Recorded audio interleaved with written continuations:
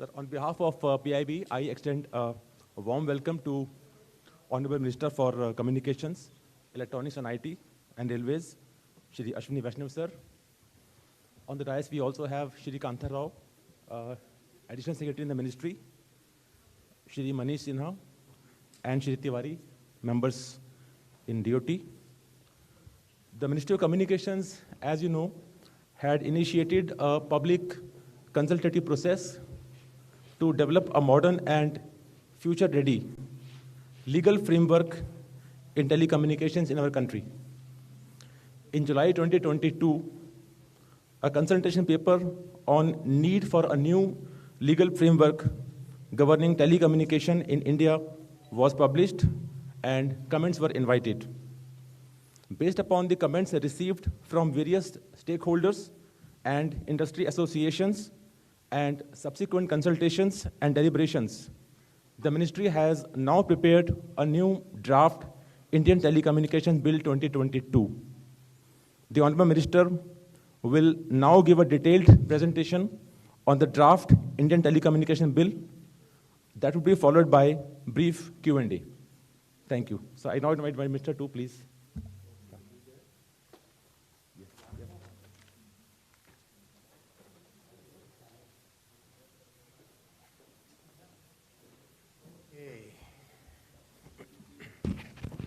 नमस्कार साथियों, जैसा कि आप सब जानते हैं, माननीय प्रधानमंत्री जी ने क्लियर संकल्प लिया है कि टेलीकॉम का रेगुलेशन, डिजिटल का रेगुलेशन वर्ल्ड क्लास रेगुलेशन होना है। तो इसमें series of reforms are happening. In that same series the Indian Telecom Bill has been uploaded for consultation. Digital world में telecom is the entry point of entire digital economy. And it's a very, very important pillar of the entire economy today. So a very robust, very well thought through, and after lots of consultation, a new bill has been presented for consultations, further consultations. I'm sure all of you would have got an opportunity to read it. आपने पढ़ा होगा, इस बीच में देखा होगा इसको. आज एक छोटा सा प्रेजेंटेशन आपके सामने, ताकि कोई भी पॉइंट आपके माइंड में हो तो उसको हम लोग डिस्कस कर सकें. तो we'll take about 20 odd minutes to go through this presentation. और उसके बाद में we'll have as many questions as you would like to have, right? This is of course this is integral part of the entire digital legal framework that we are making. इसके बाद में Digital Data Protection Act आएगा, Digital India Act है. तो इन सब का एक जो रिवैम्प हो रहा है, उस रिवैम्प का ये एक इंटीग्रल हिस्सा है. मैं स्टार्ट करूंगा. टेलीकॉम सेक्टर आज इंडिया का एक सिग्निफिकेंटली बड़ा सेक्टर है. इस सेक्टर में close to 4 million total employment है, direct and indirect. It is supporting so many other sectors. It contributes almost 8% to the GDP and almost 117 crore people are connected to the telecom services. हमारे जो existing laws हैं वो 3 laws हैं जो कि पूरे telecom sector को गवर्न करते हैं. पहला है 1885 का इंडियन टेलीग्राफ एक्ट, दूसरा है वायरलेस टेलीग्राफी एक्ट ऑफ 1932 और तीसरा है टेलीग्राफ वायर्स एक्ट 1950 का. समय के साथ ये सब चीज़ें पुरानी हो गई है. Over a period of time बहुत सारे अलग अलग तरह के पॉलिसी चेंजेस आए, बहुत सारे बदलाव आए टेक्नोलॉजी में, पॉलिसी में, रेगुलेशन में, यूज़र्स के पॉइंट ऑफ व्यू से. इन सब चेंजेस को ध्यान में रख के एक नया कॉम्प्रिहेंसिव लॉ आप सबके सामने रखा गया है, जो कि इन तीनों एक्ट्स को रिप्लेस करेगा. बिल में जो सबसे इम्पॉर्टेंट पॉइंट्स हैं, सबसे पहला पॉइंट है रेगुलेशन को मिनिमम करना, लेकिन जहाँ पर ज़रूरत है वहाँ पे उसको इफ़ेक्टिव करना. बहुत सारे रेगुलेशन होने से फ़ायदा नहीं. खूब सारा अगर आप रूल्स नियम कानून बना लोगे, लोग उसी में ही फंसे रह जाएंगे। इसके बजाय कम करना, लेकिन जितना है उसको एकदम इफेक्टिव करना, ये सबसे बड़ा ध्यान रखा गया है। दूसरा, हर जगह सर्टेनिटी कि भाई पुराने समय में जो भी कानून थे, जो भी स्पेक्ट्रम का असाइनमेंट किसी को हो रखा है, एलोकेशन हो रखा है, कोई लाइसेंस मिला हुआ है, जो भी व्यवस्था अभी है उसका सीमलेस ट्रांजिशन होना चाहिए नई व्यवस्था में। कहीं पर भी अनसर्टेनिटी नहीं आनी चाहिए, कहीं पर भी कोई ऐसी चीज़ नहीं आनी चाहिए जिससे कि डिसरप्शन हो कहीं पर। तीसरा, टेलीकॉम की ग्रोथ के लिए राइट ऑफ वे बहुत इंपॉर्टेंट है। डिजिटल की ग्रोथ के लिए राइट ऑफ वे की बहुत सिग्निफिकेंट इंपॉर्टेंस है।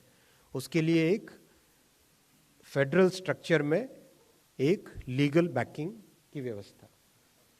चौथा, सबसे इंपॉर्टेंट है प्रोटेक्शन ऑफ यूजर्स। हम सब जानते हैं किस तरह से आज साइबर फ्रॉड के लिए जो प्राइमरी सोर्स है, वो primary source has become the telephone, handset. उसके जरिए से साइबर फ्रॉड्स बहुत सारे हो रहे हैं। तो उसके लिए क्या व्यवस्था हो सकती है? Protection of users. पांचवा, किस तरह से इनोवेशन, किस तरह से टेक्नोलॉजी के डेवलपमेंट और किस तरह से हिंदुस्तान को टेलीकॉम टेक्नोलॉजी में एक लीडर की तरह स्थापित करें, उसकी एक व्यवस्था। बहुत ही कंसल्टेटिव अप्रोच रखा गया है। सभी के साथ कंसल्टेशन करने के बाद में जुलाई में एक कंसल्टेशन पेपर अपलोड किया, उनमें सब सजेशंस आए, अच्छे सजेशंस आए, बहुत सारे सजेशंस आए। कई सारे सजेशन ऐसे थे जो हमने नोट करके रखे हैं, जो कि एडमिनिस्ट्रेटिव तरीके से जिनका प्रोसीजरल इम्पैक्ट है, और जो सजेशंस लॉ से रिलेटेड है उन सबको इसमें इनकॉर्पोरेट किया गया है। ड्राफ्टिंग को बहुत सिंपल रखा गया है। बेस्ट ग्लोबल प्रैक्टिसेस, जितनी भी ग्लोबल बेस्ट प्रैक्टिसेस हैं उन सबको ध्यान में रख के इस बिल को ड्राफ्ट किया गया है। बहुत सारे जो ऑब्सलीट आर्काइक प्रोविजंस थे, बिकॉज 1885 के बाद में दुनिया बदल गई, बहुत सारी चीज़ें तो है भी नहीं अभी, तो उन सबको इसमें से रिमूव किया गया है। और आप सबके फीडबैक के आधार पे, जैसा प्रधानमंत्री जी ने हमेशा कहा है कि कानून की लैंग्वेज एकदम सिंपल होनी चाहिए, बिल्कुल एक ऑर्डिनरी सिटीजन को भी समझ में आनी चाहिए। उसी पॉइंट ऑफ व्यू से कानून की लैंग्वेज एकदम simple, very straight forward, direct language रखी है। बहुत सारे इलस्ट्रेशंस दिए हैं जिससे कि समझने में आसानी हो, और साथ ही साथ एक एक्सप्लेनेटरी नोट भी पब्लिश किया है। Of course explanatory note is not part of the law, it is only for understanding. So उस पॉइंट ऑफ व्यू से ये आगे बढ़े हम लोग इसमें। मैं स्टार्ट करूंगा इसके प्रोविजंस पे। सबसे पहला फंडामेंटल थॉट है इसमें प्रोटेक्शन ऑफ यूजर्स का। आप सब जानते हैं किस तरह की केसेस हो रहे हैं अभी, कि अचानक कोई कॉल आता है, कॉल में कहता है कि मैं अमुक XYZ बैंक से मैं बोल रहा हूँ और आपके बैंक का अकाउंट डिटेल्स दो या कार्ड का डिटेल दो। उस कार्ड के डिटेल के बाद में किस तरह से फ्रॉड होता है, या फिर किस तरह से कोई अननोन नंबर से धमकी आ जाती है, या कोई ऐसी प्रॉब्लम्स आती है जिस प्रॉब्लम से हमको, और टेक्नोलॉजी का यूज़ करके कई बार लोग कॉलर CLI को भी कॉपी करके किसी और की CLI से भी कॉल करवा सकते हैं। तो इस तरह के बहुत सारे पॉइंट्स हैं जो कि आज यूज़र्स के प्रोटेक्शन से और साइबर फ्रॉड के प्रिवेंशन के लिए बहुत इंपॉर्टेंट बन गए। इस पॉइंट को हेड ऑन लेके हम लोगों ने लॉ में, ये प्रधानमंत्री जी ने बहुत स्पष्ट कहा था, संकल्प दिया था हमको इस बिल की ड्राफ्टिंग के टाइम में, कि हमें फर्स्ट एंड फॉरमोस्ट काम ये करना है कि एक एक यूज़र को जो प्रोटेक्शन के लिए चाहिए वो प्रोटेक्शन वाले प्रोविजंस हमको सबसे पहले ध्यान में रख के बिल को बनाना है। सो एक स्पेसिफिक चैप्टर डाला है प्रोटेक्शन ऑफ यूज़र्स के लिए, जिसकी जो अभी तक के कंसल्टेशन से जो आया वो उसमें डाला गया है। इसके अलावा भी प्रोटेक्शन ऑफ यूज़र्स के लिए जो नए विचार आएंगे, नए सजेशंस आएंगे आप सबकी तरफ से, इंडस्ट्री पार्टिसिपेंट्स की तरफ से, स्टेक होल्डर्स की तरफ से, उन सबको और नया जब फाइनल ड्राफ्ट बनेगा पार्लियामेंट में जाने से पहले, और भी जो आपके व्यूज़ आएंगे प्रोटेक्शन ऑफ यूज़र्स के पॉइंट ऑफ व्यू से, उन सबको इसमें इनकॉर्पोरेट किया जाएगा। ये इस बिल का सबसे पहला संकल्प है, सबसे इम्पॉर्टेंट है। और प्रोटेक्शन ऑफ यूज़र्स न केवल एक लैंडलाइन कॉल या ऑर्डिनरी कॉल से रिलेटेड है, बल्कि उसका रिलेशन आज दूसरे तरह के जितने भी कॉल्स होते हैं उन सब कॉल से इसका रिलेशन है। कोई व्हाट्सएप कॉल करे, कोई फेस टाइम करे, कोई दूसरे तरह का कॉल करे, कोई जूम पे वीडियो कॉल हो, हम किससे बात कर रहे हैं, कौन हमको कॉल कर रहा है, ये हमारा जानने का अधिकार है। कोई अगर मुझे फ़ोन कॉल करता है तो मेरा जानने का अधिकार है कि किसने फ़ोन किया मुझे. ये this is a right that every user has. So this has now been put into the act that the person who is receiving a call should know who is making that call. इसकी corollary आती है दो. पहली corollary आती है कि जब भी कोई कॉल करने वाला व्यक्ति, यानी जब भी कोई टेलीकॉम सर्विस प्रोवाइड करने वाला व्यक्ति हो, उसका KYC 100% एक्यूरेट होना ज़रूरी है. यानी कौन कॉल कर रहा है, अगर यूज़र को पता होने की ज़रूरत है तो कौन कॉल एक्चुअली कर रहा है वो सर्विस प्रोवाइडर को भी पता होना ज़रूरी है. This is a natural corollary which flows out of the objective of protecting the users. साथ ही साथ कॉल जब अलग अलग तरह के प्लेटफॉर्म से हो सकती है तो हर एक प्लेटफॉर्म को उसी रेगुलेशन के दायरे में आने की ज़रूरत है. और ये केवल इंडिया की बात नहीं है, दुनिया भर में this is the thought process today, because technology has made so many changes now, technology has brought so many changes that the distinction between a voice call and a data call has practically disappeared. So there has to be a clearly thought through, a light regulation, a very light touch regulation, but very effective and very focused regulation, which is primarily focused on protection of users. इस thought process के साथ पूरे bill की drafting की गई है. जो second point है KYC provisions, identity of callers, और बीच में जो सेकेंड पॉइंट लिखा हुआ है protection from unsolicited calls. Again privacy has become a very important factor in our lives. और किस तरह से हमारी प्राइवेसी को वायलेशन होता है, किसी भी जगह से कोई भी मैसेजेस आते हैं, कॉल आते हैं, डिस्पाइट DND में ऑप्ट इन करने के बावजूद भी, तो उसके पीछे एक अब लीगल बैकिंग लगाई गई है जिससे कि यूज़र्स का प्रोटेक्शन वंस अगेन अश्योर हो. इन सब चीज़ों को ध्यान में रखते हुए ये रखा गया है. और इसकी नेक्स्ट कॉरोलरी आती है कि अगर कोई यूज़र है अपना KYC का डेटा दे रहा है तो फंडामेंटल ड्यूटी बनती है यूज़र की, जो भी सर्विस लेता है, कि वो करेक्ट इन्फॉर्मेशन दे. अगर मेरा नाम अश्विनी है, मैं उसके बजाय सर्विस लेने के टाइम में अपने नाम को कुछ दूसरा नाम दे के बताऊँ तो ये मेरी गलती है, क्योंकि मेरे ऐसे करने से किसी और की राइट को इम्पैक्ट पड़ता है. If a person X hides or impersonates the data and gives a different identity, then the person Y who is receiving that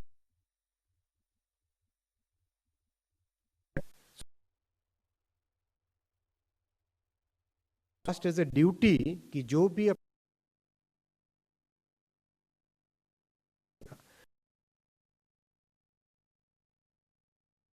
कुछ ऐसे प्लेसेस ऑलरेडी, तो उन सब फ्रॉड के फ्रॉड मदद मिलने है. जरूरत पड़ी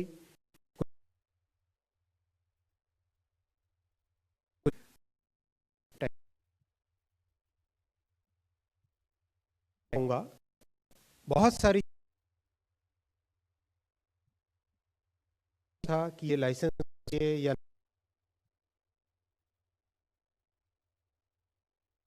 टेलीकॉम की दुनिया में कई तरह के नए चेंजेस आए, बहुत सारे नए, और रिसेंट टाइम्स में बहुत सारे चेंजेस आए. इन सब में क्लैरिटी लाने के लिए एकदम क्लियर फ्रेमवर्क बना दिया है कि 3 तरह के, या तो लाइसेंस होगा, या रजिस्ट्रेशन होगा, या ऑथराइजेशन होगा. बहुत क्लियरली बना दिया है. जैसे पहले टेलीकॉम वायरलेस इक्विपमेंट अगर किसी को रखना है तो उसके लिए लाइसेंस की ज़रूरत पड़ती थी, तो वो लाइसेंस की ज़रूरत वहाँ से हटा दी, केवल एक सिंपल ऑथराइजेशन कर दिया.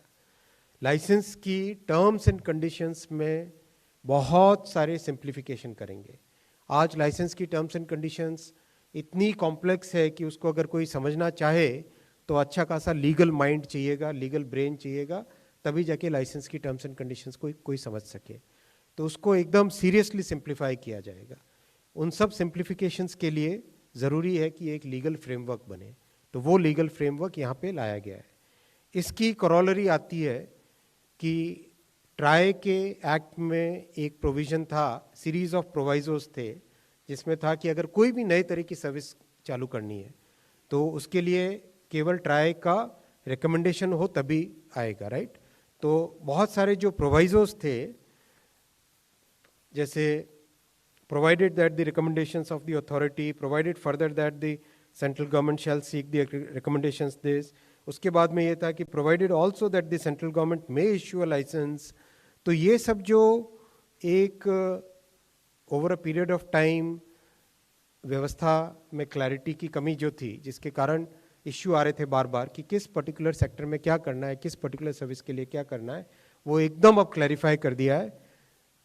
टेलीकॉम सर्विसेज और टेलीकॉम नेटवर्क के लिए लाइसेंस, टेलीकॉम इंफ्रास्ट्रक्चर के लिए रजिस्ट्रेशन और वायरलेस इक्विपमेंट के लिए ऑथराइजेशन। तो एकदम क्लियरली डिफाइंड हो गया ये। और स्पेक्ट्रम के लिए एकदम क्लियर कर दिया, जैसे सुप्रीम कोर्ट ने आदेश दिया था कि it should be given only through auction, तो उसको अब लॉ में लेके आ गए। It should be given only through auction except for certain things which are certain government and public purposes which are again clearly defined, ताकि कहीं पे कोई confusion नहीं रहे। एक पूरा शेड्यूल डाल दिया जिसमें clearly define कर दिया, और बाकी सब कुछ ऑक्शन है। आपने तो देखा ही अभी रिसेंटली बैकहॉल स्पेक्ट्रम के लिए ऑक्शन का DOT ने रेफरेंस भेजा है, सैटेलाइट का भी स्पेक्ट्रम का ऑक्शन के लिए DOT ने रेफरेंस भेजा है। So we are moving exactly in that direction which has been laid out by the Honorable Supreme Court, and now this has been given a legal backing. This has now been given a legal backing.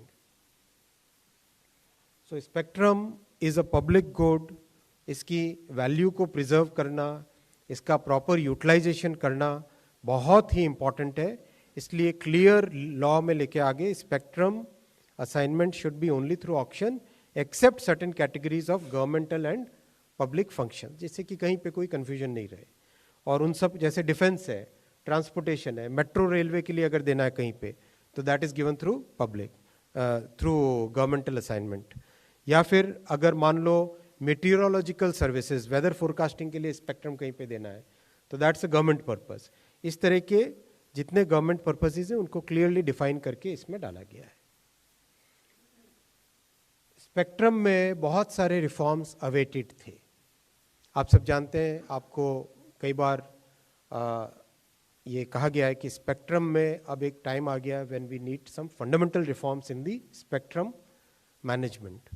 इसके ऊपर technical लोगों की committee बनी थी जिसने international best practices को study किया, और उसके बेसिस पे एक ड्राफ्ट स्पेक्ट्रम पॉलिसी बनाई गई थी। उस ड्राफ्ट स्पेक्ट्रम पॉलिसी को लेके और आज के जितने भी अच्छे टेक्निकल ब्रेन्स हैं, ग्लोबल एक्सपर्ट्स हैं, उन सब के व्यूज़ लेके बहुत ही सिग्निफिकेंट रिफॉर्म्स स्पेक्ट्रम के लिए डाले गए हैं, जिसमें spectrum refarming, harmonisation, sharing, trading, leasing, technology agnostic use, returning unused spectrum, surrender of spectrum, इन सब चीज़ों के लिए एक प्रॉपर लीगल फ्रेमवर्क तैयार किया गया है। This was very, very important because spectrum is the most basic raw material of telecom services. And if we have to grow, if we have to make India a very important power in telecom technology, then we have to have a framework which allows efficient and very effective use of spectrum. Sometimes that is not possible purely through administrative or policy views. A legal framework is needed so that there is a good clarity on everything. बहुत सारा focus रखा गया है कि regulatory certainty रहे। जो भी changes है वो सारे के सारे चेंजेस प्रोस्पेक्टिव है, कुछ भी रेट्रोस्पेक्टिव नहीं है। एग्जिस्टिंग लाइसेंसेस कंटिन्यू करेंगे, ऑप्शनल रहेगा। आप नए टर्म्स एंड कंडीशंस अगर बेटर है तो उसमें आप शिफ्ट कर सकते हो। एग्जिस्टिंग रजिस्ट्रेशंस, स्पेक्ट्रम जिन्होंने लिया है या जो भी सर्विसेज प्रोवाइड करते हैं, जो भी इंफ्रास्ट्रक्चर लगाया है, उसमें कहीं पे कोई डिसरप्शन नहीं आएगा। सबको ऑप्शन दिया जाएगा कि आप नए सिस्टम में शिफ्ट होना चाहते हो तो it's an optional thing and you can take your time so that there is a very clear transition from the old system to a new system, कहीं पे कोई डिस्ट्रप्शन नहीं होगा। बहुत इम्पॉर्टेंट है, टेलीकॉम में एक बड़ी इश्यू आती थी, किसी भी पॉइंट पे डिस्प्यूट अगर होता है उस डिस्प्यूट को कैसे सॉल्व करें। डिस्प्यूट सॉल्व करने के लिए बहुत क्लियर एक ऑल्टरनेट डिस्प्यूट रेजोल्यूशन फ्रेमवर्क की व्यवस्था बिल में की गई है, जिससे कि जो भी रूटीन मामले हैं उन सबको अलग तरीके से ट्रीट किया जाए, जो सीरियस पॉइंट्स हैं उनको अलग तरीके से ट्रीट किया जाए। एक ऑल्टरनेट डिस्प्यूट रेजोल्यूशन फ्रेमवर्क से अगर चीज़ें सॉल्व नहीं होती है तो फिर वो कोर्ट में जाए, टीडी सेट में जाए, फिर उसमें जुडिशरी में जाए, लेकिन पहले एक ऑप्शन रहे कि हम इस प्रॉब्लम को किस तरह से साथ में बैठ के सॉल्व कर सकें। ये बहुत इम्पॉर्टेंट है। और एक सेकंड जो सिग्निफिकेंट इम्प्रूवमेंट है, प्राइम मिनिस्टर साहब ने बहुत ही बारीकी से इस चीज़ में हमको गाइड किया था कि वॉलंटरी अंडरटेकिंग मैकेनिज्म, मान लीजिए रूटीन में कि भाई 10 तारीख तक एक फॉर्म भरना है और एक रिपोर्ट सबमिट करनी है, 10 की जगह वो 12 तारीख हो गई, तो जो एग्जिस्टिंग व्यवस्था है उसमें 2 दिन के रिपोर्ट सबमिशन पर भी बड़ा फाइन लगाने की, पेनल्टी लगाने की संभावना बन जाती है, क्योंकि कोई डिफ्रेंशिएशन नहीं है कि भाई रूटीन क्या है और सीरियस मैटर क्या है, ऐसा डिफ्रेंशिएशन नहीं है। इसीलिए वॉलंटरी अंडरटेकिंग मैकेनिज्म किया गया है कि भाई अगर 2 दिन लेट हो गया तो ये पेनल्टी भरी और रिपोर्ट अपना सबमिट कर दिया। ऐसा नहीं हो कि उसके लिए भी जजेस की जुडिशरी में जाए, उसके लिए भी लॉयर हायर करने पड़े, उसके लिए भी बड़ा डिस्प्यूट हो। जितनी सिंप्लीफाई कर सकते हैं फ्रेमवर्क को उतना सिंप्लीफाई करने का प्रयास करना चाहिए, ऐसा प्रधानमंत्री जी ने कहा, बिकॉज हमको ग्लोबली बेंचमार्क्ड रेगुलेटरी सेटअप बनाना है, ऐसा सेटअप बनाना है जिससे दुनिया आके देखे, और दुनिया आके देखे, प्रधानमंत्री जी कहते हैं कि दुनिया आके देखे और भारत से सीख के अपने लॉज को चेंज करे। इस पॉइंट ऑफ व्यू से पूरे के पूरे, इसी थॉट प्रोसेस से पूरे के पूरे कानून की ड्राफ्टिंग की गई है। सब जगह ग्रेडेड पेनल्टीज हैं, जो सिवियर चीज़ें उनके लिए बहुत बड़ी पेनल्टीज हैं, जो बिल्कुल रूटीन माइनर मीडियम सिवियरिटी की है वो भी उसके लिए कम पेनल्टीज हैं, और पेनल्टी किस आधार पे तय होगी वो भी क्लियरली दिया गया कि अगर कोई रिपीटेड ऑफेंस करता जाए तो उसके लिए ज़्यादा पेनल्टी होनी चाहिए, जो कोई फर्स्ट टाइम ऑफेंडर है उसके लिए कम पेनल्टी होनी चाहिए। पेनल्टी से सामने वालों को क्या नुकसान, मतलब ब्रीच से सामने वाले को क्या नुकसान हुआ, वो नुकसान के बेसिस पे पेनल्टी होनी चाहिए। ऐसा नहीं कि हर एक चीज़ पे 50 करोड़ की पेनल्टी लगा ले, राइट। तो एक बहुत ही सिंप्लीफाइड स्ट्रक्चर बनाया गया है, बहुत ही जुडिशियस स्ट्रक्चर बनाया गया है, जिस स्ट्रक्चर से सारे के सारे स्टेक होल्डर्स को एक बेटर व्यवस्था मिलेगी। ये राइट ऑफ वे के बारे में 2016 से आप जानते हैं कि बहुत अच्छे प्रयास हुए हैं, उसका अच्छा इम्पैक्ट भी हुआ है। और अभी हाल ही में आपने देखा PM Gati Shakti portal, right of way portal जो बना, जिसमें फेडरल कोऑपरेटिव स्पिरिट से सारे के सारे स्टेट्स को बातचीत करके ओवर अ प्रोलॉन्ग पीरियड सबके साथ डिस्कशन करके सबको जोड़ा। अब उसी चीज़ के लिए एक लीगल फ्रेमवर्क दिया गया है, और लीगल फ्रेमवर्क में बहुत इंपॉर्टेंट है, जहाँ पब्लिक प्रॉपर्टी है वहाँ पे टाइम बाउंड मैनर में पब्लिक अथॉरिटी को परमिशन देनी पड़ेगी। कोई म्यूनिसिपैलिटी है, रेलवे है, इन सबको टाइम बाउंड मैनर में परमिशन देनी पड़ेगी। और जहाँ प्राइवेट प्रॉपर्टी है वहाँ पे फोकस रखा गया नेगोशिएशन और म्यूचुअल अग्रीमेंट पे।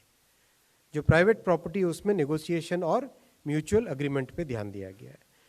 और ये कोशिश की गई है कि हर जगह यूनिफॉर्म और नॉन डिस्क्रिमिनेटरी ट्रीटमेंट हो, किसी का भी किसी एक को एडवांटेज नहीं मिले, सभी को बराबर एक नॉन डिस्क्रिमिनेटरी ट्रीटमेंट मिले। बहुत एक इम्पॉर्टेंट लर्निंग है जो कि दुनिया में अभी सब जगह लोग इस चीज़ को फील कर रहे हैं कि हमें देश में कॉमन केबल डक्ट्स बनाने की ज़रूरत है। अगर हाईवे बनाया तो हाईवे के साथ में पहले से ही एक केबल डक्ट बन जाए ताकि उसमें ऑप्टिकल फाइबर ले करना आसान हो। रेलवे लाइन बन रही है तो उसके साथ ही साथ एक कॉमन डक्ट बन जाए। ये पीएम गतिशक्ति फ्रेमवर्क में भी यही चीज़ आती है। प्रधानमंत्री जी ने जो गतिशक्ति फ्रेमवर्क दिया है उस फ्रेमवर्क में भी यही थॉट है कि सारे इंफ्रास्ट्रक्चर को एक आप इंटीग्रेटेड वे में डेवलप करो। अगर गैस की पाइपलाइन ले हो रही है तो उस गैस की पाइपलाइन के साथ ही साथ एक केबल की डक्ट भी बन जाए। अगर वाटर की एक बड़ी ट्रंक पाइपलाइन ले हो रही है तो उसके साथ ही साथ एक फाइबर की डक्ट भी ले हो जाए। एक ट्रांसमिशन लाइन के लिए राइट ऑफ वे मिला है, उसी राइट ऑफ वे में केबल का, इसका फाइबर का भी राइट ऑफ वे मिल जाए। तो ये एक बहुत दूरगामी सोच है, प्रधानमंत्री जी की एक विजनरी थॉट है ये। इस थॉट को लीगल बैकिंग इसमें दी गई है। लास्ट पॉइंट जो आप देख रहे हैं बहुत इंपॉर्टेंट है, जिसके कारण बहुत सारे लीगल डिस्प्यूट्स अभी होते हैं। जैसे मान लीजिए एक ज़मीन है, उस ज़मीन के ऊपर एक टावर है, अब ज़मीन के मालिक ने ज़मीन बेची, तो क्या ज़मीन के साथ टावर भी बेच दिया? नहीं, कॉमन सेंस कहती है कि नहीं, ज़मीन बेची, टावर नहीं बेचा। तो लीगल एक गैप रह गया था सिस्टम में, जिससे कि अगर ज़मीन बेचे या हाउस बेचे अपना, और हाउस के ऊपर टावर है अगर, तो साथ ही साथ टावर के ऊपर भी सामने वाला अपने राइट क्लेम करने लग जाता है। तो इस चीज़ को एक बहुत क्लियर, ये बहुत बारीक चीज़ है, I am giving this example because कितना थॉट प्रोसेस इसमें गया है वो आपके सामने रखना ज़रूरी है। बहुत बारीक चीज़ है, बहुत छोटी चीज़ है, माइनर दिखती है, लेकिन it's a very very important element, जिससे हजारों डिस्प्यूट्स जो हो रहे हैं आज, वो हजारों डिस्प्यूट्स इससे एक साथ खत्म हो जाएंगे। इस एक अकेले प्रोविजन से हजारों डिस्प्यूट्स इससे खत्म हो जाएंगे कि property and telecom infrastructure, they are separate elements on, even if they are on the same physical form. बहुत इंपॉर्टेंट है, सितंबर के रिफॉर्म्स में भी इसमें स्टेप्स लिए गए थे। नेक्स्ट जो 8th आइटम है, रीस्ट्रक्चरिंग एंड इंसॉल्वेंसी में कोई भी दो कंपनियां अगर मर्ज होती है या डी मर्जर होता है या मर्जर एक्विजिशन होता है, तो उसमें it should be very simple process. और अब एकदम क्लियरली उसमें लीगल बैकिंग दे दी है कि केवल इंटीमेशन चाहिएगा और कोई भी उसके लिए परमिशन की ज़रूरत नहीं है। और जो रीस्ट्रक्चर्ड एंटिटी होगी, मान लीजिए दो फर्म्स मर्ज हुई, तो जो मर्ज्ड फर्म है उस फर्म को सारे ऑब्लिगेशंस फॉलो करने पड़ेंगे। That is the way it is followed all over the world and it's a very important simplification जो कि लाया गया है। इंसॉल्वेंसी फ्रेमवर्क, बहुत देश में एक बड़ा स्ट्रक्चरल रिफॉर्म किया है प्रधानमंत्री जी ने, उसी के ऊपर बिल्डअप करते हुए टेलीकॉम की जो स्पेसिफिक कैरेक्टरिस्टिक्स हैं उनको ध्यान में रखते गए उसी आईबीसी के फ्रेमवर्क के ऊपर बिल्डअप किया गया है। किस तरह से बिल्डअप किया गया है कि स्पेक्ट्रम का नेचर बाकी एसेट्स से थोड़ा सा अलग है। कैसे? मान लीजिए कोई मशीन एक एसेट है, मशीन की एक लाइफ होती है कि भाई 10 साल के बाद में मशीन की लाइफ खत्म हुई, या मान लीजिए कोई बिल्डिंग बनती है तो over a period of time building का डिटीरियोरेशन होता है, उस बिल्डिंग में मेंटेनेंस की जरूरत पड़ती है। जबकि स्पेक्ट्रम एक ऐसी एसेट है जिसका कोई डिटीरियोरेशन नहीं होता है, जिसको आज अगर एक्स के पास है कल वाई के पास है, एक्स से वाई पे जाने में कोई डिफरेंस नहीं आया, उसका कोई कंजम्पशन नहीं हुआ, उसका कहीं कहीं पे कोई कमी नहीं आई उसमें। तो एक बहुत ही फाइन अंडरस्टैंडिंग की ज़रूरत है इसमें कि unlike other assets, spectrum is totally inexhaustible asset. ये एक ऐसी रिसोर्स है जो इनएग्जॉस्टिबल रिसोर्स है। जब से ब्रह्मांड की सृष्टि हुई है तब से स्पेक्ट्रम वैसा की वैसा है, कोई उसमें चेंज नहीं आया है। एग्जैक्टली आज से 10 लाख साल के बाद में भी जो आज का स्पेक्ट्रम है जैसा है वैसा की वैसा रहेगा। So that's something very unique to telecom as an asset class. उस चीज़ को ध्यान में रखते हुए सारा फोकस है कि सर्विसेज की कंटिन्यूटी होनी चाहिए। मान लीजिए कोई कंपनी है जो टेलीकॉम सर्विस प्रोवाइड करती है, मान लीजिए कोई रिमोट एरिया है जिसमें केवल एक ही कंपनी, वही कंपनी की टेलीकॉम सर्विस है, और उस कंपनी की किसी भी कारण से इंसॉल्वेंसी की तरफ बढ़ना पड़ा, तो उस गांव के लोगों का ये हक है कि उनको सर्विस कंटिन्यू मिलती रहे, उनका राइट है कि ये सर्विस कंटिन्यू उनको मिलती रहे। उस पॉइंट ऑफ व्यू से सर्विस की कंटिन्यूटी को ध्यान में रखते हुए स्पेशल प्रोविजंस किए गए जो कि आईबीसी के ऊपर बिल्ड करते हैं। आईबीसी को अमेंड नहीं कर रहे हैं, आईबीसी के ऊपर बिल्ड कर रहे हैं, राइट? आईबीसी को एनहांस कर रहे हैं, इंसॉल्वेंसी एंड बैंक्रप्सी फ्रेमवर्क को एनहांस कर रहे हैं। उस पॉइंट ऑफ व्यू से ध्यान रखे गए। और जिस तरह की डायनामिक इंडस्ट्री है उसमें अगर कहीं पे स्ट्रेस आता है या कहीं पे कोई सीरियस प्रॉब्लम्स आते हैं तो एक फ्रेमवर्क रखा गया है जिसमें स्ट्रेसफुल सिचुएशंस को डील किया जा सके, but that is something which is only for exceptional conditions, not as a routine, कि अगर एक्सेप्शनल कंडीशंस में कहीं पे सीरियस स्ट्रेस है, सीरियस प्रॉब्लम्स है इंडस्ट्री में, तो in the interest of maintaining competition और in the interest of maintaining continuity of service कुछ स्पेसिफिक स्टेप्स गवर्नमेंट ले सकती है, उसको इनेबलिंग फ्रेमवर्क एक डाला गया है।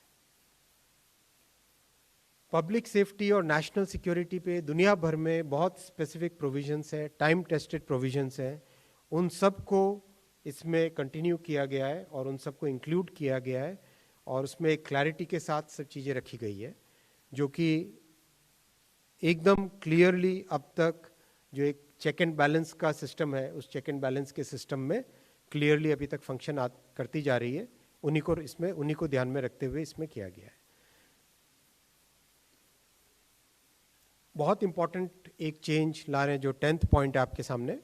इस 10th पॉइंट में आज हिंदुस्तान की टेलीकॉम टेक्नोलॉजी में लीडर बनने की पूरी क्षमता है।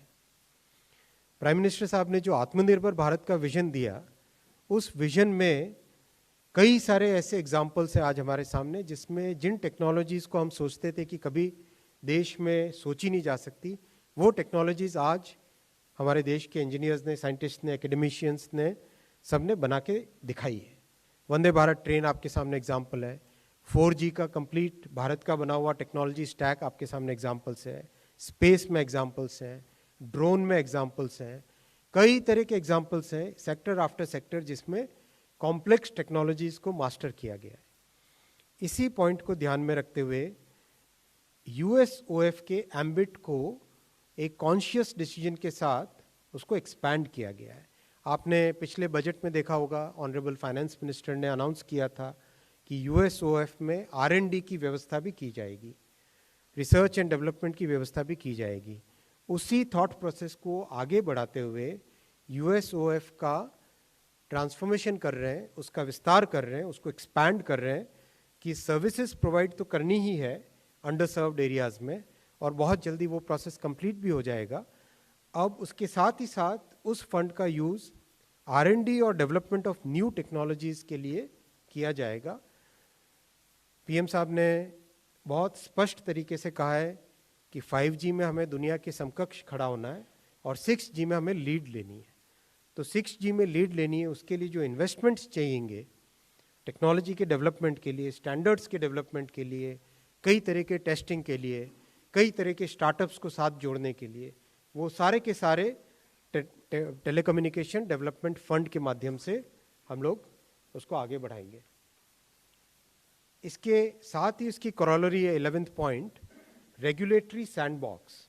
मान लीजिए कोई नया आइडिया किसी के पास आया, उस आइडिया के हिसाब से कोई कहे कि मुझे 1 kilometre bye 1 kilometre bye 1 kilometre का एरिया चाहिए, जिसमें मैं इस पर्टिकुलर फ्रीक्वेंसी में ये पर्टिकुलर टेक्नोलॉजी को टेस्ट करना चाहता हूँ पहले। तो एक रेगुलेटरी सैंडबॉक्स जिसमें एरिया दिया गया, उस एरिया में बहुत ही simplified licence terms and conditions दी गई और परमिशन दी, टेस्ट किया, टेस्ट के बाद में अगर सक्सेसफुल होता है तो उसको आगे ले जाना है, सक्सेसफुल नहीं हुआ तो उसको वहीं पे बंद कर देना है।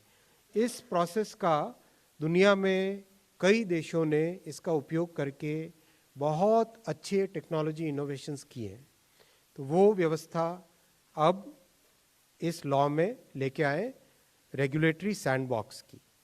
इससे स्टार्टअप इकोसिस्टम जो आज बहुत पावरफुल इकोसिस्टम बन के उभरा है देश में, हमारे नौजवानों की एनर्जी को, ब्रेन को एक राइट डायरेक्शन, एक राइट फ्रेमवर्क मिल सके, वो सब थॉट प्रोसेस लगा के इनोवेशन के लिए रेगुलेटरी सैंडबॉक्स की व्यवस्था की गई है। मैं ऑफेंसेस पे आता हूँ। 12th पॉइंट ऑफेंसेस, जैसा शुरू में कहा, बहुत ही सिंप्लीफाइड तरीके से ग्रेडेड सिस्टम बनना चाहिए, जिससे कि जो मेजर ऑफेंसेस हैं और जो रूटीन मिस्टेक्स है उसके बीच में एक डिफरेंशिएशन रहे। ऑफेंस और रूटीन मिस्टेक में एक डिफरेंस आना चाहिए। जहाँ पे ऑफेंस है, पनिशमेंट बहुत सिवियर होना चाहिए, बहुत क्लियर होना चाहिए, बहुत डिस्टिंक्ट होना चाहिए, बहुत क्विक होना चाहिए।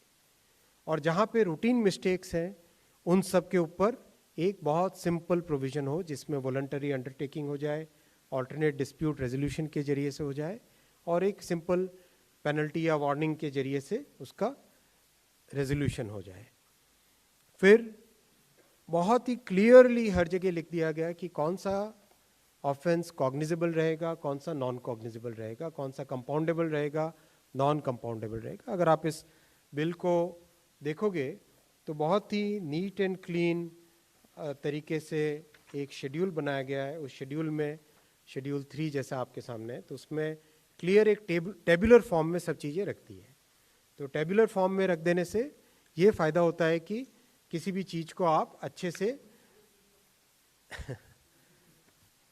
किसी भी चीज़ को आप बहुत ही अच्छे तरीके से उसको आप इजीली आप समझ सकते हो और रेफरेंस करना आसान रहता है। तो बहुत ही क्लियर एक टेबुलर फॉर्म में सबके सामने सब चीज़ों को रख दिया गया है। तो इससे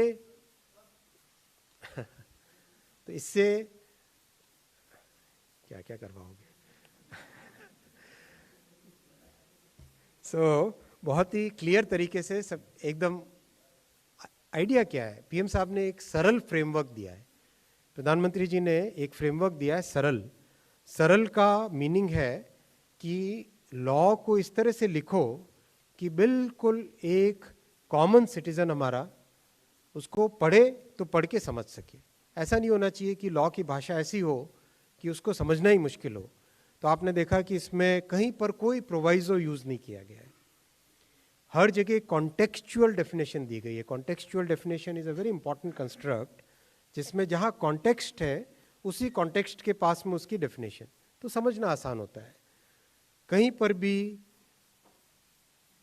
क्रॉस लिंकेजेस ऐसे नहीं किए गए जिससे कि बिल को समझने में इतनी दिक्कत हो, उसको इसके साथ पढ़ो तभी जाके समझ में आएगा, उसको उसके साथ पढ़ो तभी जाके समझ में आएगा। तो ये चीज़ें और जो भी इंपॉर्टेंट पॉइंट्स हैं उनको क्लियरली शेड्यूल्स में रख दिया गया। फॉर एग्जांपल जैसे मैंने कहा था कि स्पेक्ट्रम असाइनमेंट गवर्नमेंट पर्पसेस के लिए, तो ये शेड्यूल 1 क्लियरली डिफाइंड है कि उसमें कौन सी चीज़ें गवर्नमेंट पर्पस का क्या मीनिंग है या पब्लिक पर्पस का क्या मीनिंग है।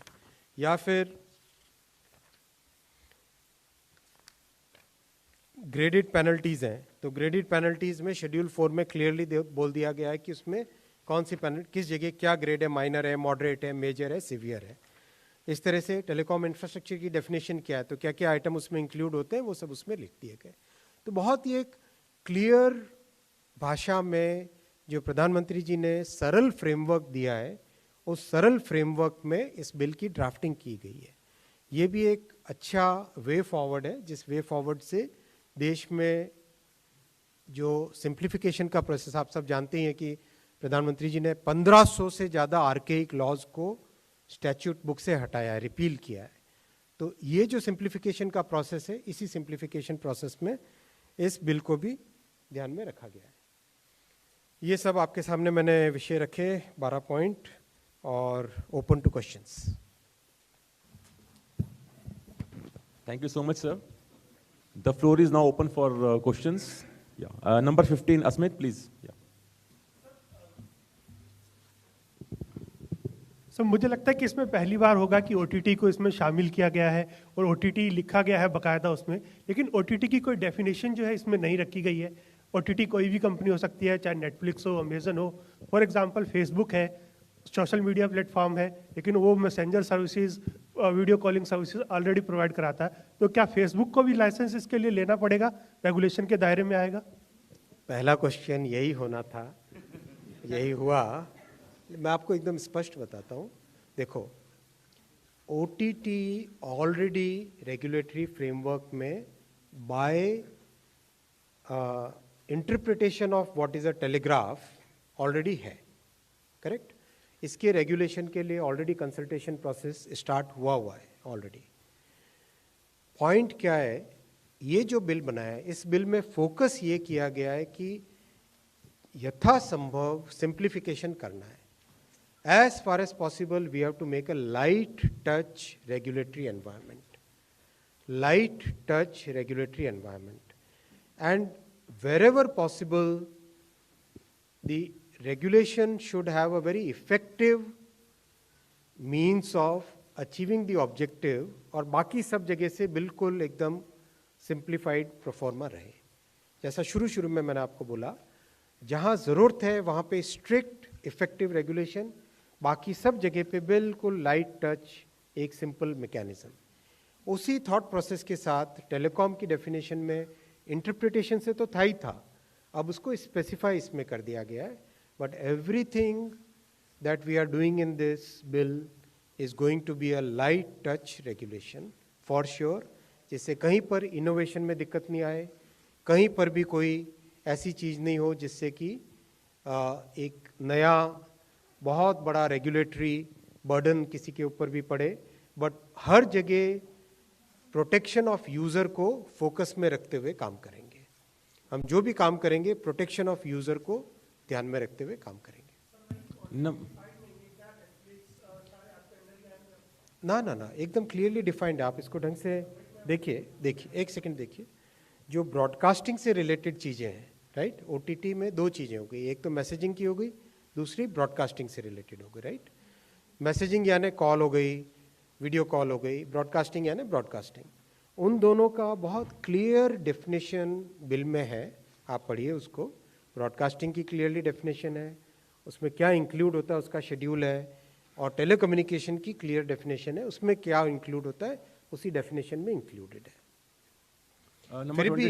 फिर भी देखो, ये कंसल्टेशन के लिए है, एंड मोदी जी की सरकार बहुत ही इन सब चीज़ों में ट्रांसपेरेंटली कंसल्टेशन प्रोसेस करती है। तो इसमें आज इस कंसल्टेशन के बाद में इनपुट्स आएंगे, उसके बेसिस पे फाइनल ड्राफ्ट बनेगा। Number 22 Brahma Prakash Dubey please. Sir, ब्रह्म प्रकाश हूँ जी न्यूज़ से। सर, मेरा सवाल ये है कि आपने जो बात कही अभी साइबर फ्रॉड जैसे जिस तरह से होते हैं, और कई इस तरह के फ्रॉड होते हैं, जैसे टिकटिंग में, रिजर्वेशन में नकली सॉफ्टवेयर का इस्तेमाल होता है, तो जो आपका नया लॉ होगा क्या इस सब चीज़ों पर रोक लग सकेगी? क्योंकि कई बार देखा गया है कि जो करते हैं अपराध वो फिर से छूट के वापस वही करने लगते हैं। तो नए बिल में क्या इस तरह का कड़ा प्रावधान होगा कि ये सब रोक सके? बहुत इंपॉर्टेंट पॉइंट है, और ये हम सब की ज़िंदगी से कनेक्टेड पॉइंट है।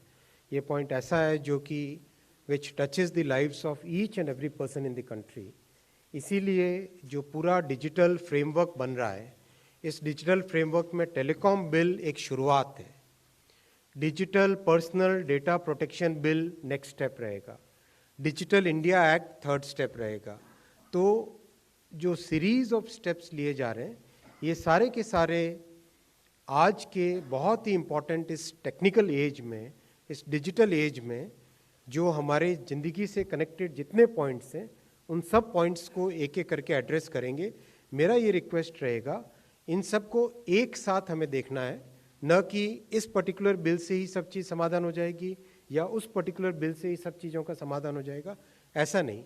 ये पूरा इकोसिस्टम जो लीगल फ्रेमवर्क बन रहा है, कॉम्प्रिहेंसिव फ्रेमवर्क, उस पॉइंट ऑफ व्यू से देखना चाहिए। Diksha Bhardwaj, number 17, this side, on the right side. Hi, sir. Diksha Bhardwaj from Hindustan Times. My question is also related to Section 9 of your presentation, and in particular Section 24 of your Act. Okay, so one is that interception of telecommunication services, which you have expanded to encrypted messaging, like WhatsApp or Signal. What does this mean for them? Will they have to decrypt their messages? Because WhatsApp has already challenged the decryption and the traceability provision of the information technology rules in the Delhi High Court. They have said that they will not do it. That's the first question, sir. Second is in reference to your suspension of telecommunication services. So even as per the 2017 rules and guidelines, it is stated that you will set up a review committee which will review the suspension of these telecommunication services such as internet shutdowns. That is not yet a part of this bill. Will it become a part of this bill? And I mean, even the Supreme Court in 2020 said that internet shutdowns cannot be indefinite. The government has to come up with a mechanism to make them precise. So I'm just looking for some clarity towards these two provisions. Absolutely right. And that is exactly what we have done, what Honorable Supreme Court had directed, that there has to be a clearly defined mechanism. It has to be a precise way by which any step taken to make sure that public order, law and order is maintained, those steps have to be done in a very precise and a systematic way. We cannot leave things to interpretation. So that's why we have made a legal provision for maintaining law and order. जैसे आपको मैं एक example देता हूँ, कहीं पे अगर कहीं पे रायट हुआ तो रायट पे होने पे कर्फ्यू लगता है, करेक्ट? कर्फ्यू लगता है, which is basically to maintain law and order certain temporary steps will have to be taken that is necessary for the society. उन सब स्टेप्स को इसमें क्लियरली डिफाइन किया गया है और बहुत clear provision, if you read it in detail you will find that बहुत क्लियरली एक रोड मैप बनाया गया, किन कंडीशंस में किया जाएगा, कितने पीरियड के लिए किया जाएगा, किस एरिया में रहे, कौन कर सकता है, ये एक चेक एंड बैलेंस का मैकेनिज्म इसमें डाला गया है। और जो नेशनल सिक्योरिटी, पब्लिक ऑर्डर, इन पे जो ग्लोबल प्रैक्टिस है, उन्हीं प्रैक्टिस पे जो एक well establish check and balance Supreme Court से जजमेंट के आधार पे जो सिस्टम बना हुआ है, उसी सिस्टम को कंटिन्यू किया जाएगा for all the national security and public order related issues. Kiran Rathi in the middle, number 4, yeah. There is no question of decryption को फोर्स करने का, ऐसा कोई प्रोविजन इसमें नहीं है। इंटरसेप्शन का एक बहुत क्लियर सुप्रीम कोर्ट के जजमेंट के बेसिस पे एक क्लियर एक मैकेनिज्म बना हुआ है जिसमें चेक्स एंड बैलेंसेस हैं। वो इंटरसेप्शन का मैकेनिज्म कई वर्षों से देश में चलता आ रहा है, उसमें कोई चेंज नहीं हुआ है। Yes, Kiran. Sir, this is about the KYC of all the voice call. You just said that, when a person who is receiving the call should know who is calling. So, for a voice call, we can understand how the KYC can be done because, we have to submit the documents when we get a new SIM. But what could be the mechanism for, say, calls on WhatsApp, Signal? Because, nothing is there so how will you ensure that the KYC is also done for that? Very important point, and lot of thought has gone in it, lot of technical understanding has gone in it, lot of technical discussions have happened on this topic, not only in India, but across the world. ये केवल भारत की बात नहीं है, देश दुनिया भर में कई जगह इस पॉइंट पे बहुत इंपॉर्टेंट डिस्कशंस हुए हैं। मान लीजिए जो एग्जांपल अभी आप डिस्कस कर रहे थे कि कोई कॉल आता है, कहता है कि मैं पर्टिकुलर बैंक से बोल रहा हूँ और उसके हिसाब से आपका बैंक अकाउंट से पैसा निकाल लिया जाता है। अब उसी का इक्विवेलेंट अगर व्हाट्सएप का कॉल आए मान लीजिए, या कोई दूसरा मैकेनिज्म यूज़ करके कॉल आए, तो क्या उसमें भी जो यूज़र है जो रिसीव कर रहा है कॉल, क्या उसका राइट नहीं है कि उसको पता चले किसने कॉल किया है? Isn't that a right? That's a right. पता होना चाहिए कि मेरे पास कॉल किसका है, जिससे मैं डिसाइड कर सकूं कि भाई मुझे ये कॉल लेना है नहीं लेना है, या जो बोल रहा है वो गलत व्यक्ति तो नहीं, वो वाकई बैंक से है या कहीं और से कॉल कर रहा है। ये चीज़ तो जानने का अधिकार है, तभी जाके साइबर फ्रॉड प्रिवेंट हो सकेंगे। सो इसमें बहुत अच्छे टेक्निकल डिस्कशंस हो चुके हैं। So all those technical discussions will be taken up in consultation with the industry.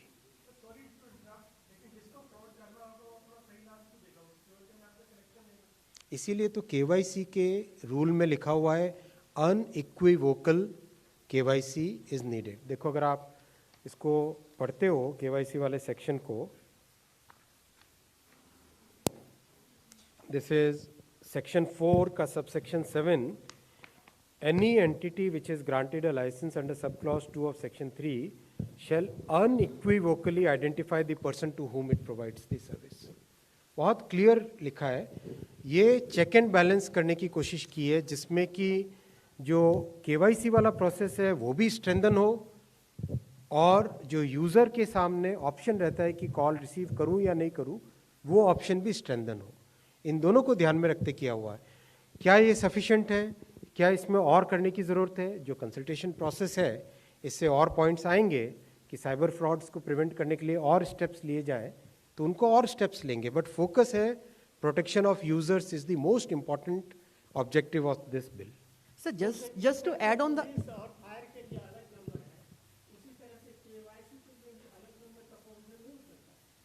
यही कंसल्टेशन प्रोसेस से आएगा। देखो कानून लॉ बनती है एक फ्रेमवर्क बनाने के लिए, अब लॉ के बेसिस में इम्प्लीमेंटेशन के लिए रूल्स और नोटिफिकेशंस निकलते हैं, राइट? तो लॉ में फ्रेमवर्क दिया है, अब उस फ्रेमवर्क को यूज करके नोटिफिकेशंस और रूल्स बनेंगे जो कि with in the 4 walls of the law, right? Law ने जो बाउंड्री बना दी उसी बाउंड्री के अंदर ही, लेकिन उसको एक्सपैंड करके उसको आगे इम्प्लीमेंटेशन करने का प्रोसेस उसमें आता है। वो भी एक कंसल्टेटिव प्रोसेस है, उसमें ट्राई का रोल है, इंडस्ट्री का रोल है, यूजर्स का रोल है, कई तरह के फाउंडेशन है उनका रोल है, वो सब अपना व्यू देते हैं। एक ओपन हाउस डिस्कशन होता है, ट्राई का मैकेनिज्म बहुत स्ट्रांग है। उस ओपन हाउस डिस्कशन के जरिए से जो पॉइंट्स आएंगे उस बेसिस पे इसका इम्प्लीमेंटेशन होगा। No, let's go one, but please, one by one. Ashish Arya, please. Yes. What's your number 100? Sorry. Sir संकल्प फ्रॉम ब्लूमबर्ग न्यूज़। सर मेरे दो सवाल हैं। एक तो आपने खुद ही कहा कि अभी मतलब परामर्श का जारी रहेगा अभी सेशन, तो आपके पास जब फाइनल आएगा तब आप लॉ बनाएंगे। बट मैं दो चीज़ें जानना चाहता था। एक, टेलीकॉम कम्युनिकेशन सर्विसेज में आपने ईमेल से लेके वीडियो कॉलिंग सब डाला है। आपने खुद कहा कि ये लाइट टच रेगुलेशन रहेगा, और आपने बोला कि लाइसेंस, पंजीकरण, ऑथराइजेशन, असाइनमेंट, ये सब चीज़ें होंगी। थोड़ा सा सर क्लैरिटी दे सकते हैं कि जब जीमेल से लेके मतलब आपने किसी कंपनी मैं को आपके इस mention पॉइंट नहीं को किया। एकदम हेड ऑन आपके साथ वापस एक्सप्लेन करता हूँ, एक बार रिपीट करता हूँ जिससे कि सबको एकदम क्लैरिटी रहे। ऑलरेडी बाय इंटरप्रिटेशन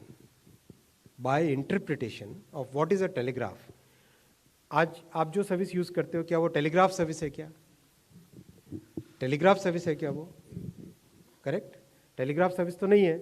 जो भी आज आप सर्विस यूज कर रहे हो वो by interpretation of the word telegraph, उसका over a period of time उसकी इंटरप्रिटेशन से जो भी सर्विस आप यूज कर रहे हो वो हो रही है। करेक्ट, उसमें ये सब चीज़ें ऑलरेडी इंक्लूडेड है।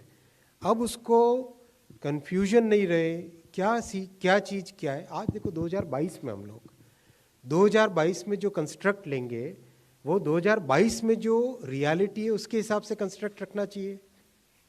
आगे 5 साल के बाद में, 10 साल के बाद में, 30 साल के बाद में क्या चेंजेस आएंगे वी डोंट नो। तब के चेंजेस के हिसाब से नई चीज़ें बनेंगी। आज की रियलिटी के हिसाब से, आज के ग्राउंड सिचुएशन के हिसाब से जो भी कंस्ट्रक्ट है वो लॉ में आज रखना ज़रूरी है, ताकि जो बाय इंटरप्रिटेशन जो आ रहा है, बाय इंटरप्रिटेशन में कन्फ्यूजन होता है, उस कन्फ्यूजन को भी क्लियर करना है। Law should be very certain, law should be very clear. वो क्लैरिटी लाने के लिए इसमें किया गया है। So, sir, on that point, the second question I wanted to ask was that, you know, a company, I'm taking a name just for example, a company like Facebook can say, I'm not an OTT, Meta might say, I'm not an OTT, but I'm an intermediary. There's already a set of intermediary laws. Netflix might say, I already work with the INB ministry. Then there is this plan. So, as a government, when you're trying to reduce compliance burden, how are you going to make sure that there is no clash of opinions and laws and rules so that confusion doesn't abound and there is clarity about business as well as the framework within which companies work? That is precisely the reason why I'm saying again and again that we are creating a comprehensive framework of digital regulation. Telecom law has to be seen in consonance with digital personal data protection, in consonance with Digital India, in consonance with other things which are there for the digital world. बहुत important है आपका ये point, और इस point को हमें हर step पे consciously इस पॉइंट पे काम करना चाहिए कि जो हम काम करें वो साइलोज में नहीं रहे। इसीलिए बिगिनिंग आप देख रहे हो, एक सीक्वेंस है इसमें, एक बिगिनिंग टेलीकॉम से, because telecom is the entry point of digital India. उसके बाद में डेटा प्रोटेक्शन, उसके बाद में डिजिटल इंडिया एक्ट, राइट। तो ये पूरा स्ट्रक्चर जो फ्रेमवर्क अपने को चेंज करना है, मॉडर्न लाना है, आज की ज़रूरतों के हिसाब से करना है। ये जो पीएम साहब का विजन है, इस विजन को बहुत clearly methodical step by step हमको आगे लेके जाना है, and everything has to be seen in a consonance with each other. We are clearly conscious of what you are raising, and it's a very, very, very important point. In my opinion, if you ask me what are the two most points in this today's telecom thing, first is protection of users, second is making sure that regulation is very clear in terms of who's doing what, who is supposed to do what, who's affecting whose life. ये सब चीज़ें, ये दो सबसे important point. Yes, please. Sir, मैं कुमार कुंदन हूँ, TV9 Bharatvarsh से। देश में अगर हम बात जामताड़ा की करें, अलवर की करें या दक्षिण के कुछ राज्यों की करें, साइबर फ्रॉड इतना इस तरफ बढ़ गया है जिसका हिसाब नहीं है। हमारी जो जानकारी है उसके हिसाब से बहुत जल्दी इनमें बेल मिल जाती है जो भी पकड़े जाते हैं, और सज़ा भी मात्र समझो 3 साल की ही शायद है, और ऐसे में नुकसान लोगों की ज़िंदगी भर की कमाई का हो जाता है। बराबर। तो क्या इसमें सज़ा को बढ़ाने का भी प्रावधान है ताकि लोग इससे डरें? आपने बहुत अच्छा पॉइंट रेज किया, और जैसा बहुत ही स्पष्ट तरीके से प्रधानमंत्री जी ने क्लियर विजन दिया कि जब टेलीकॉम बिल का नया रूप आए उसमें यूज़र्स का प्रोटेक्शन, जो आज की साइबर फ्रॉड की समस्या है, उसको हेड ऑन लेना है, उसको राइट अप फ्रंट उसको एड्रेस करना है, और केवल एक नहीं मल्टीपल डायमेंशंस पे एड्रेस करना है। ऐसा नहीं कि एक डायमेंशन पे एड्रेस किया दूसरे डायमेंशन से बच के निकल जाए। जो आपने पॉइंट रेज किया बहुत ही वैलिड है। इसीलिए KYC का ऑब्लिगेशन, ड्यूटी डालना ऑन द यूजर्स जो टेलीकॉम सर्विस लेना है, इंक्लूड करना वेरियस मोड्स ऑफ कॉल, इन सबको एक साथ लेके बहुत ही क्लियर तरीके से लाया गया है। मुझे विश्वास है कि इस बिल के इम्प्लीमेंटेशन से साइबर फ्रॉड्स में सिग्निफिकेंट कमी आएगी। ये एक अनवरत प्रक्रिया भी है। ये तो एक ऐसा प्रोसेस है जिसमें जितनी भी सामने की तरफ से कोई इम्प्रूवमेंट अगर होता है तो हमको भी और इम्प्रूवमेंट करने की ज़रूरत है। उस चीज़ को भी ध्यान में रखा गया है कि कोई एक ही जगह पे स्टॉप नहीं हो जाए। अगर कोई नए मेथड से साइबर फ्रॉड करने की कोशिश करता है तो हमें भी फिर एक कदम आगे जाके उसमें साइबर फ्रॉड को रोकने की ज़रूरत है। ये बहुत कॉन्शियस डिसीजन है। जैसा आपको बताया, इस बिल का जो पहला ऑब्जेक्टिव है वो पहला ऑब्जेक्टिव प्रोटेक्शन ऑफ यूजर्स है। नंबर 80। सर, मैं ऋषिकेश हूँ स्पुतनिक न्यूज़ से। वायरलेस इक्विपमेंट को लेकर के जो आपने कहा कि उनको केवल ऑथराइजेशन की ज़रूरत पड़ेगी, इसका एक दूसरा पहलू यह भी है कि इसका सिक्योरिटी एस्पेक्ट भी है कि लेफ्ट विंग एक्सट्रीमिस्ट जो हैं वो यूज़ करते हैं, या बॉर्डर एरियाज़ में इसका काफ़ी मिसयूज़ भी होता है। तो क्या एक मेजर कंसर्न है कि अगर इस तरीके का आप ऑथराइजेशन ही केवल कर रहे हैं, लाइसेंसिंग कंपलसरी नहीं है, तो इसका मिसयूज हो सकता है? इसके लिए बहुत अच्छा पॉइंट है आपका। ये पॉइंट टेक्नो लीगल सॉल्यूशन से बनता है। ये जो आप कह रहे हैं इसमें थॉट प्रोसेस टेक्निकल और लीगल दोनों चीज़ों को मिला के सॉल्व करने का है, राइट। कैसे सॉल्व करें? टेक्निकल कैसे सॉल्व? Detection mechanism. कहीं पर भी अनऑथराइज्ड वायरलेस का यूटिलाइजेशन यूज़ हो रहा है तो उसके बहुत सिस्टमेटिक तरीके से डिटेक्शन के मैकेनिज्म बने हुए हैं। उसके साथ ही साथ एक ट्रस्टेड मैकेनिज्म, जो ट्रस्टेड इक्विपमेंट वाला मैकेनिज्म जो बना है वो है। और तीसरा ये आया है कि हम जो जेन्युइन यूजर्स हैं उनके लिए किस तरह से सिंप्लीफाई करें। मान लीजिए 4G 5G का रोल आउट चल रहा है, इक्विपमेंट लेके आना है या कोई इक्विपमेंट का पार्ट लेके आना, तो उसके लिए अलग से एक लाइसेंस की व्यवस्था हो, उसके बजाय एक सिंपल ऑथराइजेशन हुआ, उससे आगे बढ़े। तो जेन्युइन और नॉन जेन्युइन के बीच में डिफरेंशिएशन वो इम्पॉर्टेंट है। 178 on the right. Sir, Aditi on behalf of News Laundry, the definition of Aditi on behalf of News Laundry, the definition of telecom equipment now includes software integral to telecommunications. What kind of software are we talking about? Does this include mobile operating systems as well? No. One second. This is something which is already there. आज कोई भी hardware हम कहते हैं, एक hardware का piece, एक equipment है मान लो। ये इक्विपमेंट केवल ये इक्विपमेंट नहीं है, इस इक्विपमेंट के साथ में जो सॉफ्टवेयर इसके अंदर इंक्लूड है जो कि रन करता है फॉरवर्ड, बैकवर्ड, रिवर्स, ऑफ करना, वो उसका इंटीग्रल पार्ट है। So this is a legal construct जिसमें किसी इक्विपमेंट के जितने भी कंपोनेंट्स उन सबको एक होलिस्टिकली देखना चाहिए उस पॉइंट ऑफ व्यू से। So would it also include, say, mobile OS, for instance, for no, smart mobile जब कहते हैं तो मोबाइल के साथ मोबाइल OS भी इंक्लूडेड है। right? रेडियो इक्विपमेंट कहते हैं तो रेडियो के साथ रेडियो का सॉफ्टवेयर भी इंक्लूडेड है, right. So when- it is that legal construct which has been placed here. So realistically, when it comes to telecom equipment, and when mobiles are already included, would that include the OS as well? Again, I'm saying it includes everything which is there in the equipment, even today. Okay.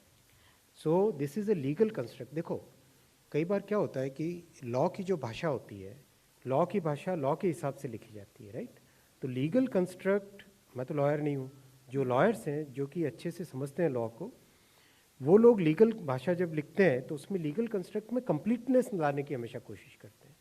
That is the completeness which is there in the definition, which that is, if you see each definition, everywhere that completeness is reflected. Sir, and given that the bill now आपका concern बताओ, इसमें concern क्या है? So can the DOT then set standards for the kind of operating systems that can be established? It's not that. It's not that. Okay. It's not that. Here the point is very clear that we are giving a complete definition of an equipment. Because today the difference between hardware and software has vanished. Today every equipment will have some piece of hardware, some piece of software associated with it. So whenever we say an equipment, it has to be complete equipment which has both the hardware and software associated with it. Let's go 125 on this left-hand side. Hi, good afternoon, sir. Ashmit from CNBC TV 18. Sir, couple of questions. Number one, you mentioned there's a great thrust on ensuring accuracy of KYC, and thereby there's a duty cast on people that they have to furnish the accurate information. Item number 11 in Schedule 3, which prescribes the punishment, recognizes it as a cognizable, compoundable offense. I just wanted clarity whether this has been carried forward from the Telegraph Act, or is this a new addition? The second question, sir, that I had is that the power of grant of waiver to companies from paying certain levies and charges, that power, what do the mitigating circumstances which would justify such a decision perhaps need to be fine-tuned in terms of greater specificity by way of a notification or perhaps rules? Good points. Both the points are very important. I'll touch the second point first. See, the enabling framework for resolving any distress in the sector, that is an enabling framework which has to be exercised in clearly thought through, clearly justifiable circumstances. That's not something which has to be done in a routine manner, right? Without an enabling legal framework, it can become really difficult. In case something happens once in a 20-year scenario, then how do we solve it? Law must be able to give you a clear framework, okay, this is the way to move forward. If you decide, should there be a situation where you need to exercise it, the option is available to you, right? That is the way it has been drafted.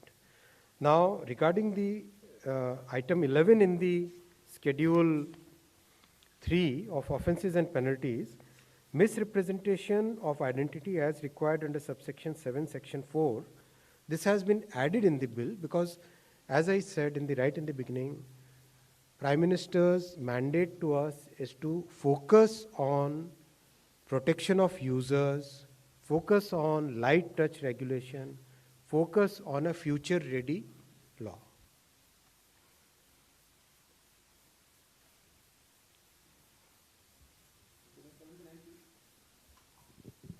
Hi, so Suchitra from News 18. One question, this is regarding again about the KYC. Some of the services doesn't have any user records maintained or the metadata as well. So what would this mean for them? Very important point, extremely important point. Very significant technical discussions have happened between providers of various types of services. As I said, not only in India, but across the world. And very clear digital methods are available where KYC can be properly used for variety of services. So technical and legal aspects have to be seen together to solve this problem, and that is why we have created a structure where, in consultation with the industry, whatever steps are needed, how to do, all those things will be taken in consultation with the industry. Number 6 in the middle, yeah. Hi, sir. Pranav Mukul from the Indian Express. Get the mic closer. Hi. Sir, I just wanted to circle you back on the issue of interception. Given the experience that the government has already had with the traceability provisions in IT rules, does compliance with the interception rules as per the new telecom bill mean that OTTs will have to break encryption to comply with it? And if so or if not, what other alternative mechanism does the government have in mind for them to comply with it? All the issues related to national security, public order, those are well established as per the Supreme Court's guidelines there are clear checks and balances in place.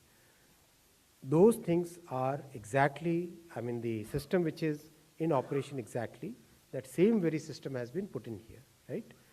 The change is from telegraph and its subsequent interpretation to telecom, which is today's term, has been made, right? And this is something which is practiced across the world. National security is important for all of us. If there is somebody in this hall who thinks that national security is not important, then please give your views. Number 15 in the front. Yes.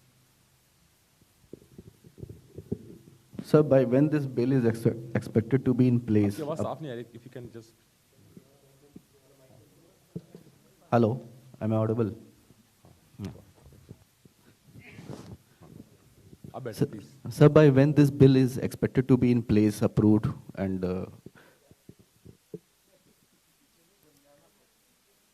by when this bill is expected to be in place? Now, we are following a very important consultative process. In July, we first uploaded the consultation paper. Basis those inputs, this bill has been drafted. Now, this draft has been uploaded for further consultation. Basis those consultations, we will create the final draft. That final draft has to go through committee process of Parliament. Then it has to go to the Parliament for approval. I see a timeline of about 6 to 10 months before this bill can actually become an act. And we are not in a hurry on this. Number 52, please. On the sir मैं शैलेश यादव हूँ ANI news agency से. Sir मैं ये जानना चाहता हूँ कि जैसे व्हाट्सअप है या जूम ऐप वगैरह है जिसके ज़रिए हम कॉलिंग करते हैं, इस तरह के ऐप्स हैं, क्या उनको लाइसेंस की ज़रूरत पड़ेगी? वही बात मैं आपको शुरू से कह रहा हूँ कि आज भी टेलीग्राफ का इंटरप्रिटेशन है, उस इंटरप्रिटेशन से जो भी सर्विस प्रोवाइड करते हैं उन सर्विस प्रोवाइडर्स का ऑलरेडी इंटरप्रिटेशन से रेगुलेशन आता है. इसमें क्लैरिटी आ गई है और एकदम light touch regulation which is focused on protection of users. That is the objective of this bill. Sir 269 and the last, बिल्कुल आखिर में. सर मेरा नाम आकाश श्रीवास्तव है. सर मेरा सवाल प्रीपेड मोबाइल को लेकर है. पिछले 5-6 सालों में जो टेलीकॉम कंपनियां हैं, दूरसंचार कंपनियां हैं, जहां इनका पहले का जो प्लान होता था 30 दिन का, अब ये घटाकर 28 दिन कर दिए हैं. बात करो ना, बिल पे बात करो. On today's topic. वैसे भी मैं आपको बता दूं, भारत में जो टैरिफ स्ट्रक्चर है दुनिया के लोएस्ट टैरिफ स्ट्रक्चर्स में, आपकी जानकारी के लिए. ITU की जानकारी है, मेरी बात नहीं है. इंटरनेशनल टेलीकम्युनिकेशन यूनियन के हिसाब से भारत में मोस्ट अफोर्डेबल प्लान्स है. हाँ, okay. Yes please. Just wanted to understand, like for companies that have gone into insolvency, for companies who are defaulting, I think Ashmit also asked that. See, the question is the government appears to be very lenient on them in the sense that you've given them a very long rope saying that if there'll be a need, if consumers want it, then everything can be waived off and to the entire amount. So it seems, that the government is being very, very lenient on companies who will default, and it gives a kind of a merit to companies to actually default because they have to continue service, these essential services. Absolutely not. There are two aspects of what you are saying, right? First aspect is what happens if a company goes into insolvency. Focus is very clearly on maintaining the service, continuity of service. And if there is a default, then the spectrum comes back to the government. If there is a default, spectrum comes back to the government because spectrum has certain special characteristics as we discussed earlier in this discussion. It has special characteristics. It is inexhaustible resource, right? So given that framework, we have very clearly laid down in the law that continuation of service, continuity of the service is the most important factor and basis that we are building upon the IBC framework. So what you are saying is absolutely not justified. Okay, number 17 in the middle. Sir मैं ललित हूँ business world से. Sir मेरा एक सवाल आपसे ये है कि आम आदमी से जुड़ा हुआ कि जो टेलीकॉम कंपनियां हैं उनकी बीच में और एक आम आदमी के बीच में जिस तरह के अलग अलग डिस्प्यूट्स होते हैं, क्या हम ये मानकर चलें कि इस बिल के आने के बाद आम आदमी को उन अलग अलग डिस्प्यूट्स में और ज़्यादा राहत मिल पाएगी? अलग अलग तरह के, जैसे किसी के वहाँ छोटे छोटे, मैं अगर कहूँ कि टावर्स का सही तरीके से ना आना, किसी के पैसे कट जाना, वो एक तरह से उनके सिस्टम तक ही होकर रह जाता है। आम आदमी के पास ऐसा कोई तंत्र नहीं है कि वो किसी एक ऐसी जगह कंप्लेंट कर सके। अगर जो नहीं, आज भी सिस्टम है, ट्राई में आज भी सिस्टम है, क्वालिटी ऑफ सर्विस के ऊपर आज भी सिस्टम है। उस सिस्टम को ट्राई के साथ बातचीत करके और स्ट्रेंथन करेंगे। जैसे क्लियरली कहा गया है कि इंडस्ट्री को जो रिफॉर्म्स चाहिए थे वो रिफॉर्म्स किए गए, अभी बहुत सारा सिंप्लीफिकेशन हुआ है। अब समय आ गया है कि इंडस्ट्री अपने क्वालिटी ऑफ सर्विस को बहुत ऊंचा बढ़ाए। जो आज क्वालिटी ऑफ सर्विस के स्टैंडर्ड्स हैं उसमें सिग्निफिकेंट इम्प्रूवमेंट लाए।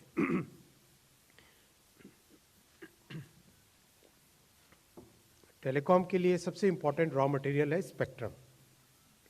बहुत सारी जगह स्पेक्ट्रम में गैप्स थे कि भाई अगर इतना स्पेक्ट्रम चाहिए, इस स्पेक्ट्रम से अच्छी सर्विस प्रोवाइड हो सकती है। कई जगह था कि यहाँ तक है स्पेक्ट्रम और यहाँ तक है, बीच में गैप है। तो जो अभी पिछले ऑक्शन में सभी टेलीकॉम सर्विस प्रोवाइडर्स ने अपने गैप्स फिलअप कर लिए हैं, उससे ऑटोमेटिकली सर्विस की क्वालिटी बढ़ेगी।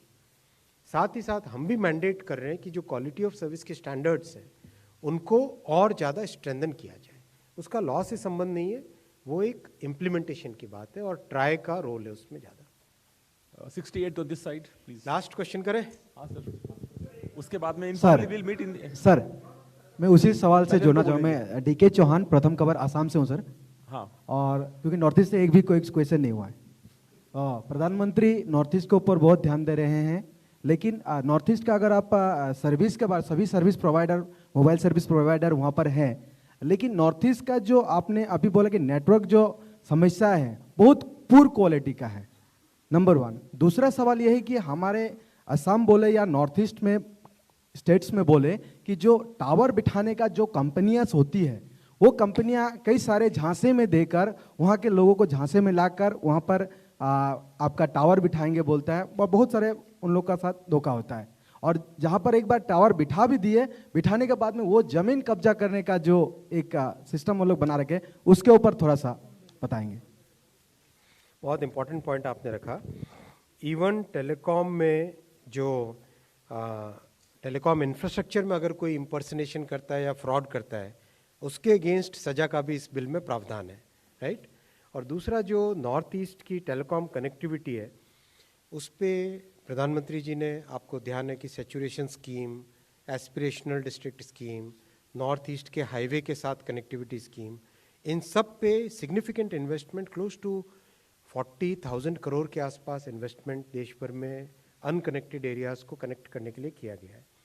और जो टेलीकॉम डेवलपमेंट फंड की इसमें जो व्यवस्था कर रहे हैं, उससे अनकनेक्टेड एरियाज़ को कनेक्ट करने के लिए एक स्थायी प्रपोजल भविष्य के लिए भी बनता है। Thank you so much, sir. I think we can discuss over lunch, sir. Sir, I think questions. चलो, in last two questions. Please ask me. Yeah. 3.